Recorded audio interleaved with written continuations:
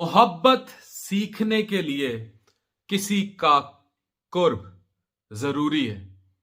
आप किताबों, कहावतों, कहानियों से मोहब्बत पढ़ तो सकते हैं, इससे सीखने के लिए किसी का वजूद होना लाजिम है। क्या हम 28 दिन के लिए अपना मजहब बदल दें? हम 28 दिन के लिए LGBTQ, लेस्बियन, गे, ट्रांसजेंडर, बायसेक्सुअल क्यूअर को आम कर दें? ये कतर कहता है। आज जॉयलैंड फिल्म को बनाने वाले आर्ट के नाम पर यह आवाज उठा रहे हैं कि इस फिल्म को चलने दें। जो फिल्म ये दिखाती है कि अपनी बीवी को छोड़ो और एक खुसरे पर चढ़ जाओ, उस फिल्म को आम कर दें।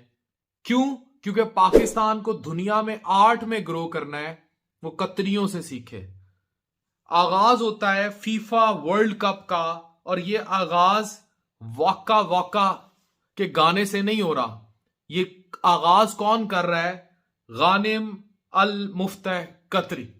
ये बच्चा मशहूर तरीन इंस्टाग्रामर, ब्लॉगर है, यूट्यूबर है, और ये ट्विन ब्रदर था जो कि पैदा हुआ कॉर्डल रिग्रेशन सिंड्रोम से। अब मुझसे पूछेंगे लोग कि ये कॉर्डल रिग्रेशन सिंड्रोम क्या है। ये ऐसा सिंड्रोम है जिसमें लोअर स्पाइन यानी आपकी रीढ़ की हड्डी का निचला हिस्सा डेवलप ही नहीं होता।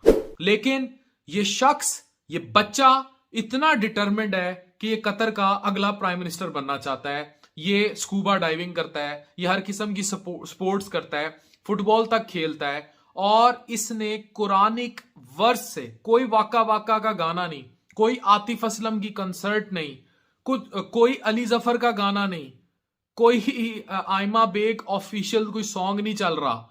कुरानिक वर्स से, हम तो अपने PSL का आगाज भी गाने से कर रहे थे, कुरानिक वर्स से फुटबॉल का वर्ल्ड कप का आगाज किया। और याद रखें, ये पूरी दुनिया ने देखा। कुरान पाक की आयात से कतर में यह आगाज हुआ। 8 से 9 बड़े स्टेडियम्स, कई बिलियन डॉलर की इन्वेस्टमेंट, कई बिलियन डॉलर रुपीस की नए शहर आबाद किए गए इस वर्ल्ड कप के लिए, और दुनिया बैकआउट नहीं कर सकती क्योंकि इस time Qatar is declared as world safest country for the tournament. और फखर के साथ पाकिस्तान की फौज भी उन 6 बड़ी फौजी कुवतों में शामिल है जो इस टूर्नामेंट को सिक्योरिटी फराम कर रही हैं। और जो फुटबॉल्स गए हैं वो कहीं और से नहीं, पाकिस्तान के शहर सियालकोट से गए हैं। सो पाकिस्तान का कंट्रीब्यूशन यहां तक रहा। अब मैं आपको आगे बताता चलूं कि इस बच्चे का जो ही यंगेस्ट कतरी, हम अपने बच्चों को क्या सिखाते हैं? तू डॉक्टर बन जा, तू इंजीनियर बन जा, तू और इसके तीसरी सोच नहीं है। बेटी को क्या सिखाते हैं? तू बड़ी हो, तू डॉक्टर बन ताकि तेरा रिश्ता अच्छा है। और ये बच्चियों के दिमाग में डाला जाता है। रिश्ते वाली आंटियां आके कहती हैं सोनी बड़ी है, डॉक्टर बन जाती थी।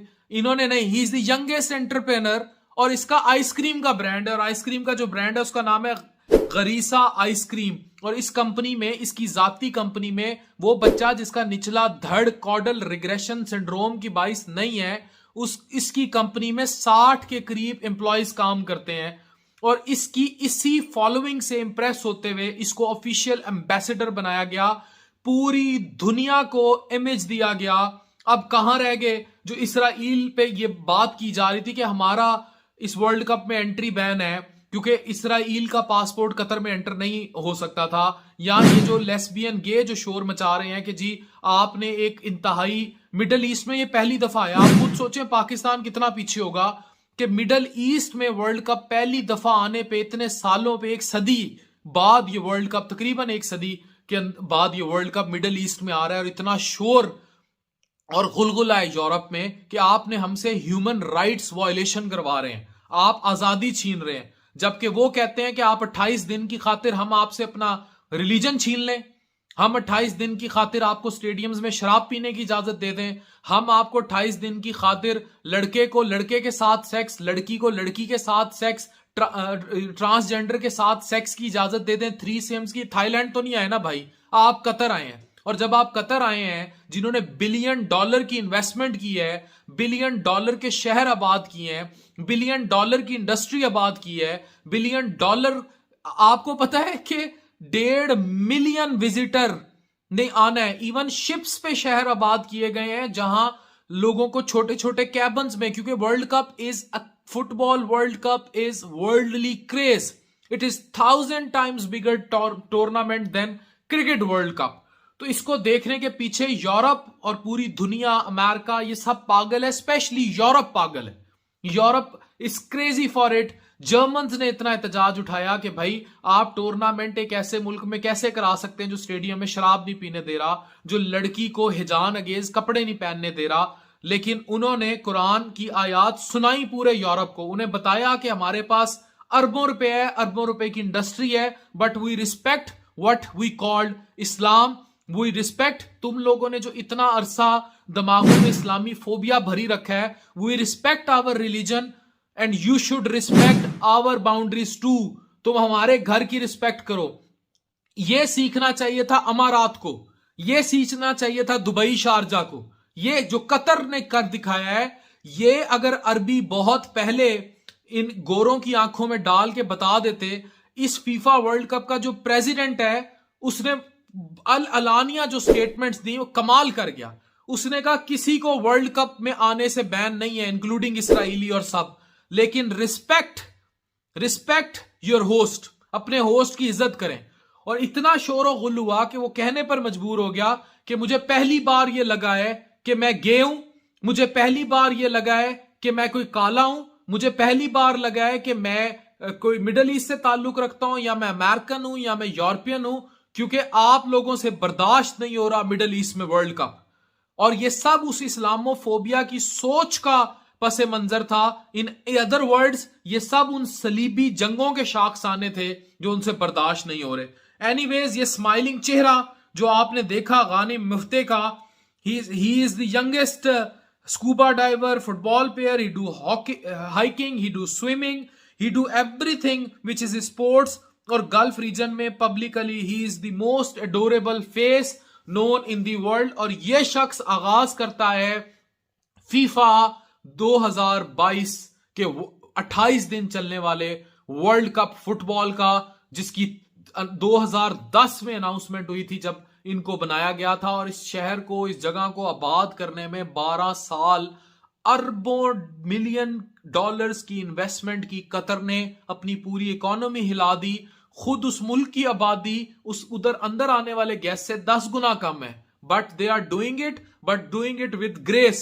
ये सीखना चाहिए था अरबियों को, ये सीखना चाहिए था।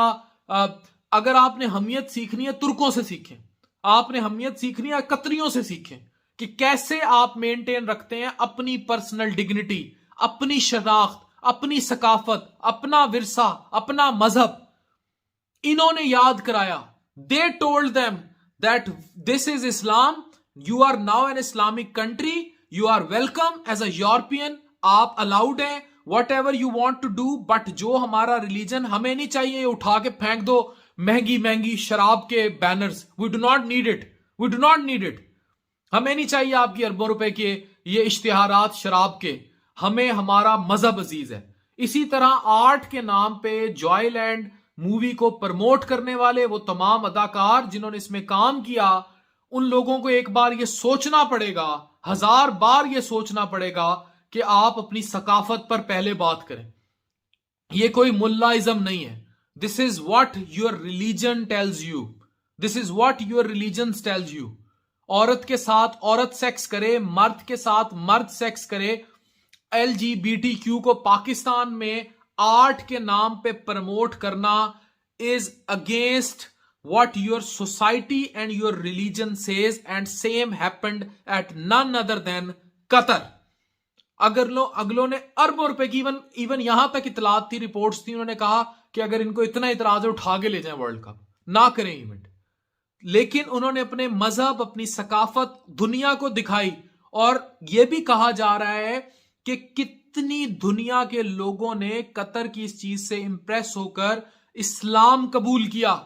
उन्होंने कहा it is the best religion. और अगर किसी को मेरी बात का यकीन ना आए वो इस वीडियो को बंद होते ही यूट्यूब पे सूरत रहमान लगाए, आंखें बंद करे और सुने, उसको पता लगेगा कल्ब का सुकून किसे कहते हैं। यही कल्ब का सुकून कतरियों ने ढूंढा। And I am so proud कि वर्ल्ड कप कतर में हुआ और कतरियों ने साबित किया कि अमारात के अरबियों की तरह नहीं है, ये अमारात नहीं है, ये तुर्कों की तरह।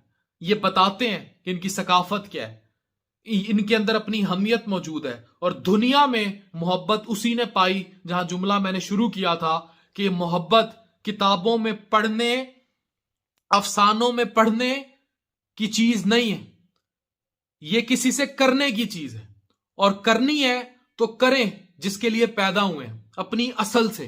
और असल वही है जो आपका मजहब सिखाता है, असल वही है जो आपका मुआशरा सिखाता है। उन नॉर्म्स पर जो नॉर्म्स बिल्ट हुए हैं आपके आज से 1400-1500 साल पहले नबी पाक सल्लल्लाहु अलैहि वसल्लम ने आपको बताए हैं, और वो है रिलीजन इस्लाम। इस्लाम जिंदाबाद। Thank you very much.